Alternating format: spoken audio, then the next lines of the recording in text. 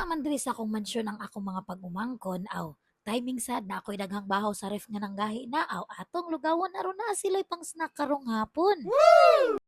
Ug kani nga higayon mga madamshi, ako nang gipanitan ang akong carrots ug patatas kay naulahi gyud ni siya mga madamshi, naluto na ang akong lugaw pero wala pa nalunod ang akong mga gulay kay unsaon pa man perti mang pagkalayo sa tindahan. Dugay kay nabot si Kidji na malit sa hardware sa kabingkulita. As you can see mga madam, si hapit na gini mahubas ang akong lugaw diri, unya ako na siyang gitimplahan kay aron mo lami na sad siya.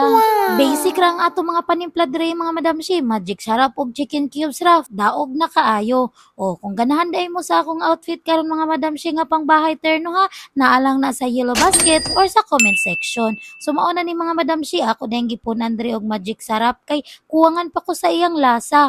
Unya naghiwa na dayon ko sa mga dahonan kay para pagpagwapa. Unya ako sa dihang gibuakan og tulo ka bug itlog sa akong bana kay aron atong isagol kay gamay ra og manok. For the finishing touch mga madam, sige gilunod na ako ang dahonan kay para magwapa na og ready na ang snacks sa mga bata. Wow. Naglain sa ko dire sa kakalderin kay akong gipadala dito sa akong pagumangkon sa Banhigan. So mao na to mga madam, siya ang akong simple ug tipid nga snack idea para sa akong mga pagumangkon og anak gamit ang leftover rice. Itaw ninyo mga madam, siya kay asad makalikay ka sa pagsayang, makahatag sa kag something nga masustansya para sa mga bata. Salamat kay sa pagtanaw. Bye!